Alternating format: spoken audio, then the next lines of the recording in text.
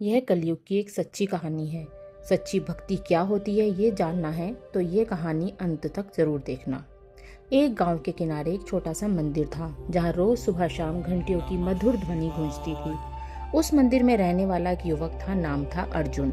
वह बहुत बड़ा पंडित या ज्ञानी नहीं था, लेकिन उसकी भक्ति सच्ची और निर्मल थी। वह हर दिन सूर्योदय से पहले उठकर मंदिर की सफाई करता, शिवलिंग पर जल चढ़ाता और पूरे मन से हर हर महादेव का जाप करता। गांव वाले उसकी भक्ति की तारीफ तो करते थे, लेकिन कई लोग उसे भोला और बेकार समझते थे। वे कहते थे, इतनी पूजा से क्या होगा, कुछ काम धंधा भी कर लिया कर। अर्जुन बस मुस्कुरा देता और कहता, मुझे भोलेनाथ पर विश्वास है, वे सब देख रहे हैं।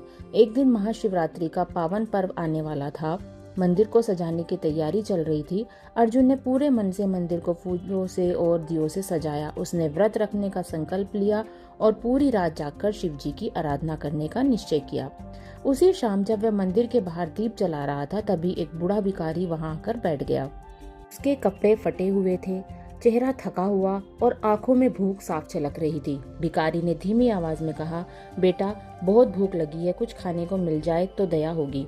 अर्जुन ने तुरंत अपनी थाली में से थोड़ा प्रसाद निकालकर उसे दे दिया, लेकिन भिखारी ने कहा, मुझे और चाहिए, कई दिनों से ठीक से खाना नहीं मिला। अर्जुन थोड़ी देर के लिए असमंजस में पड़ गया। आज उसने व्रत रखा था और वह प्रसाद भी बहुत कम था, लेकिन फिर उसने बिना सोचे समझे अपनी पूरी थाली उस भिखारी को दे दी। भिखारी ने खाना खाया, लेकिन फिर बोला, मुझे ठंड लग रही है, क्या तुम मुझे कुछ ओढ़ने के लिए दे सकते हो? अर्जुन के पास एक ही शॉल था जो उसे रात से ठंड से बचाता था। कुछ पल के लिए वह रुका, लेकिन फिर मुस्कुराते हुए अपना शॉल भी भिखारी को दे दिया। अब अर्जुन ठंड में कांप रहा था, लेकिन उसके चेहरे पर एक संतोष था। रात गहराने लगी। मंदिर में लोग पूजा करने आए, लेकिन अर्जुन बाहर ही बैठा रहा, क्योंकि उसने अपना सब कुछ उस भिखारी को दे दिया था। वह अंदर जाकर आराम से पूजा कर सकता था, लेकिन उसने सोचा, अगर भगवान मेरे सामने किसी जरूरतमंद के रूप में आए हैं तो उनकी सेवा ही सबसे बड़ी पूजा है। धीरे धीरे रात के 12 बज गए, महाशिवरात्रि का सबसे पवित्र समय। अचानक आसमान में बिजली चमकी और मंदिर के चारों ओर एक दिव्य प्रकाश फैल गया। अर्जुन घबरा गया और इधर उधर देखने लगा।